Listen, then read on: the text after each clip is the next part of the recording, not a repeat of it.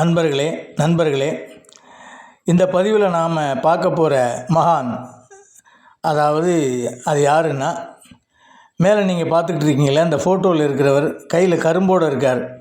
இதுலேருந்தே உங்களுக்கு ஓரளவு தெரிஞ்சிருக்கும் இந்த சித்தர் யாருன்னு சொல்லிட்டு. இருந்தாலும் தெரியாதவங்களுக்காக நான் ஒரு குழு கொடுக்குறேன். இந்த வரிகளை படித்து தான், இப்போ நான் சொல்ல போகிற வரிகளை படித்து தான் தன்னுடைய செல்வம் மற்ற எல்லாவற்றையும், குடும்பம் எல்லாவற்றையும் துறந்து ஆண்டியாக சித்தராக ஆனவர். இப்போ தெரிஞ்சிருக்குன்னு நினைக்கிறேன். இருந்தாலும் யாருன்னு சொல்கிறேன், அந்த வரிகளையும் சொல்கிறேன். காதருந்த ஊசியும் வாராது கான் உன் கடை வழிக்கே. அதாவது காதருந்த ஊசி கூட நம்ம கடைசி பிரயாணத்துக்கு வரப்போகிறதில்ல அப்படிங்கிற அந்த வசனத்தை படித்து அதை உணர்ந்து துறவரம் பூண்டவர் இந்த ஐயா. இன்னும் ஒன்றும் சொல்கிறேன். ஒரு சந்தர்ப்பத்தில் அவர் இந்த வார்த்தையை சொல்கிறாரு, தன்வினை சென்னை சுடும், ஓட்டப்பன் வீட்டை சுடும். இப்போ யாருன்னு தெரிஞ்சுதா ஐயா? சித்தர் யாருன்னு தெரிஞ்சுதா?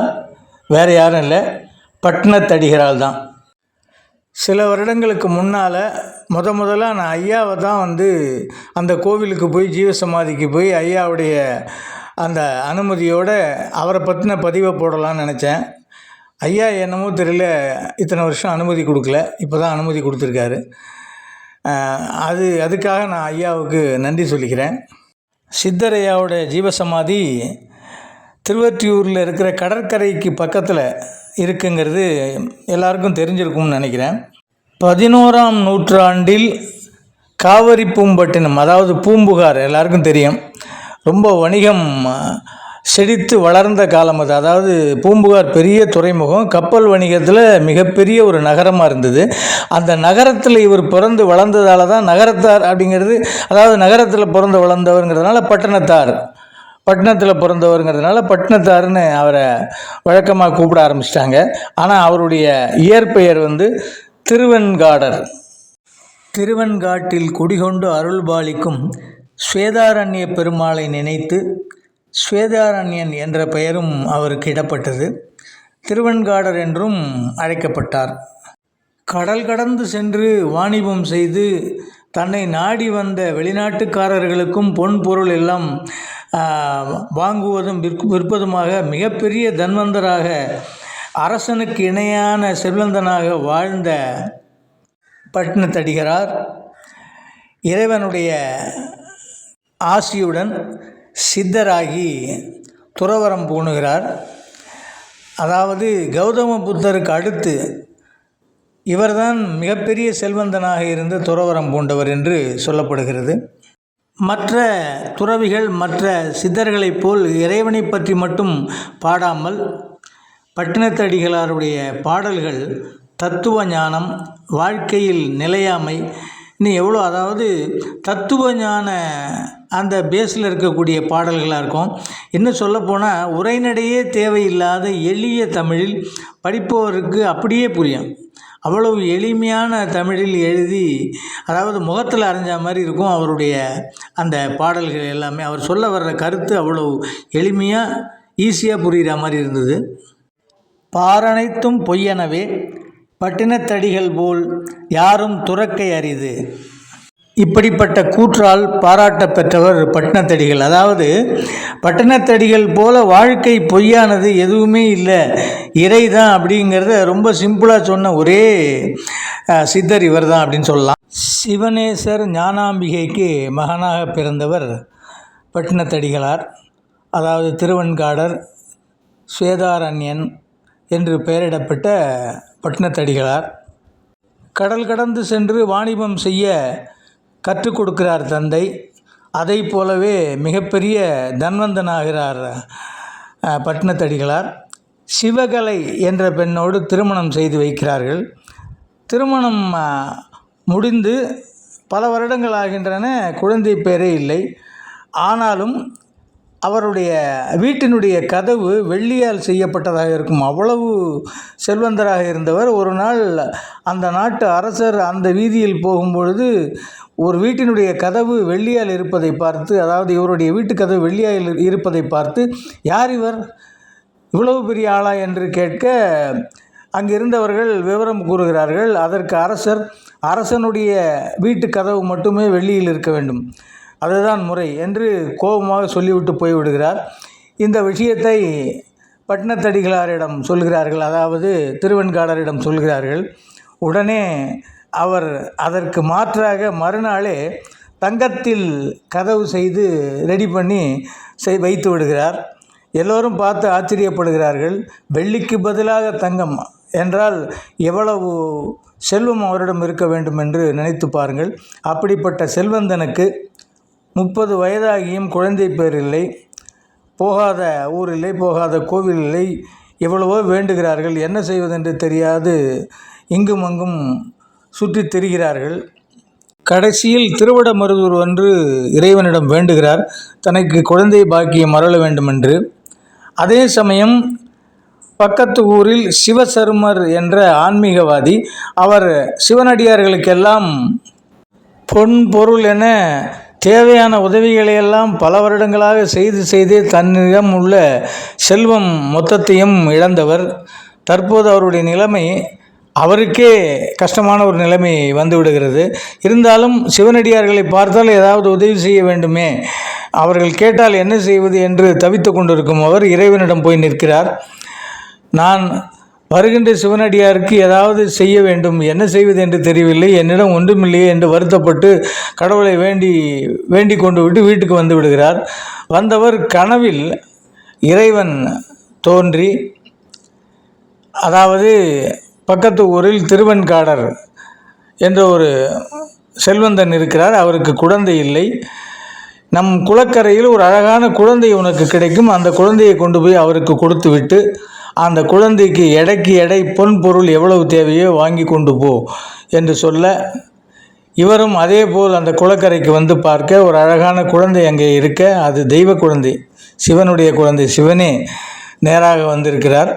அந்த தெய்வ குழந்தையை எடுத்துக்கொண்டு அவர் சொன்ன அதே விலாசத்துக்கு வந்து திருவெண்காடரிடம் அந்த குழந்தையை காட்டி விவரத்தை சொல்ல, திருவெண்காடருக்கு விவரம் புரிகிறது. அவருக்கும் இறைவன் கனவில் தோன்றி, இப்படி ஒரு சிவனேசர் என்பவர் வருவார், அந்த குழந்தையை நீ பெற்றுக்கொண்டு அவருக்கு தேவையான பொருளை கொடு என்று சொல்லியிருக்கிறார்.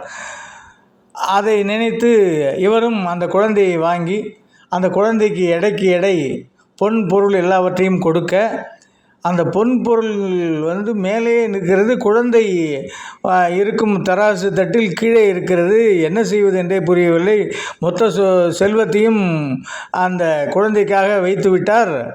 இருந்தும் அந்த தட்டு கீழே இறங்கவில்லை. பயம் வந்து இறைவனை வேண்ட ஆரம்பிக்கிறார். இறைவா, நான் என்ன செய்வது என்று. இறைவன் அருளால் அந்த 2 தட்டும் சமமாக ஆக குழந்தையை அவர் எடுத்துக்கொள்கிறார். அவர் பொன்பொருள் எல்லாவற்றையும் எடுத்துக்கொண்டு அவர் போய்விடுகிறார். இப்படித்தான் திருவெண்காடருக்கு மகன் கிடைக்கிறார். அவருக்கு இறைவனால் கிடைத்த பொக்கிஷமாகிய தன் மகனுக்கு மருதவாணன் என்று பெயரிட்டு எல்லா கலைகளையும் கற்று தேர வைத்து அவனையும் வாணிபத்திலும் அவருக்கு பயிற்சி கொடுத்து வெளிநாடு அனுப்பி வைக்கிறார். கப்பல் பயணமாக வெளிநாட்டிலிருந்து சில காலம் கழித்து மருதவாணர் திரும்பி வருகிறார். சந்தோஷமாக தாய் தந்தையர் இருவரும், அதாவது பட்டினத்தடிகளும் தன் மகன் எப்படி வாணிபம் செய்து கொண்டு வந்திருக்கிறான், எப்படி பொருளீட்டி வந்திருக்கிறான் என்று சந்தோஷமாக பார்க்க கடற்கரைக்கு வருகிறார். அதற்கு முன்னரே அங்கு வந்த மருதவாணர் மகன் அங்கு கூடியிருந்த தன்னுடைய நண்பர்களிடமெல்லாம் அவர் கொண்டு வந்த அந்த மூட்டைகளை காண்பிக்கிறார். அந்த மூட்டைகளில் எருவரட்டியும் அந்த பசுஞ்சாணம், அந்த காய்ந்த எருவரட்டியும் தவிடும் மூட்டைகளாக இருக்க நண்பர்களெல்லாம் கிண்டல் செய்ய அங்கிருந்து அவர் வீட்டுக்கு கிளம்பி விடுகிறார். இதை பார்த்த பட்டினத்தடிகளால் அந்த மூட்டையை விசிறி அடிக்க, அந்த மூட்டையிலிருந்து விழுந்த அந்த எருவரட்டி தவிடு எல்லாம் மாணிக்க கற்களாகவும் இரத்தன கற்களாகவும் முத்துக்களாகவும் மாற புலகாங்கிதம் அடைந்து விடுகிறார் பட்டினத்தடிகளார். அதை பற்றி சொல்ல தன் மனைவியிடம் வரும்பொழுது மனைவி பட்டினத்தடிகளிடம் ஒரு சிறு பெட்டியை கொடுத்து, இது மருதவாணன் மகன் தங்களிடம் கொடுக்க சொல்லிவிட்டு வெளியே சென்றிருக்கிறான் என்று சொல்ல, அதிலும் ஏதோ இருக்கிறது என்று எண்ணி சந்தோஷத்துடன் பட்டினத்தடிகள் அந்த பெட்டியை திறந்து பார்க்க, அதில் பட்டு துணியில் ஒரு நீளமான காதருந்த ஊசியும் ஒரு சிறு ஓலையும் இருக்க, அந்த ஓலையை பிரித்து பார்க்கிறார். அதில் இருந்த வாசகம்தான் அவர் வாழ்க்கையே மாற்றி போடுகிறது. அந்த வாசகம் எல்லோரும் தெரிந்தது, எல்லோரும் அறிந்தது தான். காதருந்த ஊசியும் வாராது கான் உன் கடை வழிக்கே. இதை திரும்ப திரும்ப படிக்கிறாரு. அவர் வாழ்க்கைன்னா என்னன்னு புரியுது. வாழ்க்கைங்கிறது ஒன்றுமே இல்லை, இறைவனை அடைகிறது தான் வாழ்க்கையினுடைய முழுமை அப்படிங்கிறத அவர் உணர்றாரு. துறவரம் போன்றோங்கிற விஷயத்த தன் மனைவிகிட்டையும் அம்மாக்கிட்டையும் சொல்கிறாரு.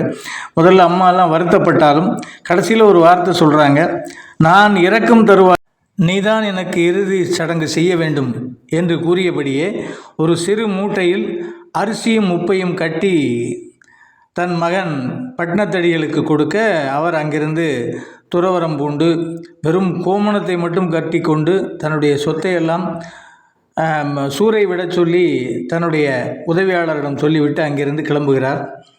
அடிகளார் சொன்னபடி அவருடைய உதவியாளரும் அவருடைய மொத்த சொத்தையும் சூறை விட அரசாங்க அலுவலர் அவரை கைது செய்து, அதாவது அனாதை சொத்து அரசாங்கத்துக்குத்தான் சேர வேண்டும், நீ தவறு செய்து விட்டாய் என்று கைது செய்து சிறையில் அடைக்க, இது அவருடைய மனைவி பட்டினத்தடிகளை நேரில் பார்த்து நடந்ததை சொல்லி அவரை எப்படியாவது நீங்கள் விடுதலை செய்ய வேண்டும் என்று மன்றாட, அவரும் இறைவனை வேண்ட விநாயகப் பெருமான் உதவி செய்து அவர் வெளியே வருகிறார். ஊருக்கே சோறு போடும் அளவுக்கு செல்வந்தனாக இருந்தவர் இப்படி திருவோடி ஏந்தி பிச்சை கேட்கிறாரே இதே ஊரிலே என்று உறவினர்களுக்கெல்லாம் அவர் மேல் கோபம். அவர் தமக்கைக்கும் பயங்கர கோபம். அதனால் அவருக்கு அப்பத்தில் விஷம் கலந்து பட்டினத்தடிகளுக்கு சாப்பிட கொடுக்க, அக்கா கொடுப்பது விஷம் என்று அவர் ஞானதிஷ்டியில் அறிந்தவர் சிரித்தபடியே அந்த அப்பத்தை தின்னாமல் அதை அவர் வீட்டு கூரை மேல் எறிந்துவிட்டு போகும்போது, தன்வினை தன்னை சுடும், ஓட்டப்பன் வீட்டை சுடும் என்று சொல்லிவிட்டு போகிறார். அவர் போன மறுகணமே அந்த வீடு தீப்பற்றி எரிகிறது. தமக்கை மற்ற எல்லாரும் அவருடைய ஞான திருஷ்டியை உணர்ந்து, அவர் விஷம் வைத்தது அவருக்கு தெரிந்து விட்டது என்பதை உணர்ந்து, அவர் சித்தராகிவிட்டார் என்று மனப்பூர்வமாக ஏற்றுக்கொள்கிறார்கள். இப்படி சித்தரான பட்டினத்தடிகள் இறைவனுடைய அடியை சேருவதற்காக பல ஊர்களுக்கு போகிறார். பல ஆலயங்களில் இறைவனை வழிபடுகிறார். அப்படி ஒரு நாள் அவர் இறைவனை வழிபட்டு கொண்டிருக்கும் பொழுது, அவர் கையில் இருந்த தாய் கொடுத்த அந்த மூட்டை தானாக அவிழ்ந்து அதிலிருந்து அரிசியும் உப்பும் கீழே சிந்த அவருக்கு தெரிந்து விடுகிறது தன் தாய் இறந்து விட்டார்கள் என்று. தாயினுடைய ஈமக்கிரியை செய்ய ஊருக்கு வருகிறார். எல்லோரும் அவருக்காக காத்திருக்கிறார்கள். அதாவது காய்ந்த விறகுகள் எல்லாத்தையும் வைத்து தாயை எரிமூட்டுவதற்காக எல்லாம் தயார் செய்து வைத்து அவருக்காக காத்திருக்க, அவர் நின்று அந்த காய்ந்த விறகுகளையும் சருகுகளையும் அப்புறப்படுத்திவிட்டு பச்சை மட்டைகளையும் சருகுகளையும் வைத்து எரியூட்ட தயாராகும்போது, அவர் மனம் பெற்ற தாயை நினைத்து குமுற, அதிலிருந்து வார்த்தைகள் பாடலாக பிரவாகமாக வெளிப்படுகிறது. 2 திங்களாய் அங்கமெல்லாம் நொந்து பெற்று பையலென்ற போதே பரிந்தெடுத்து செய்ய இருகை புறத்தில் ஏந்தி கனகமுளை தந்தாளை எப்பிறப்பில் காண்பேன் இனி என்று தன் வேதனையை பாடலாக பாடிக்கொண்டே வருகிறார். முந்தி தவங்கிடந்து 300 நாள் சுமந்து அந்தி பகலாய் சிவனை ஆதரித்து தொந்தி சரிய சுமந்து பெற்ற தாயார் தமக்கோ எரிய தழல் மூட்டுவேன் என ஆற்றொணாது வேதனைப்பட்டவர் மேலும் பாடுகிறார்.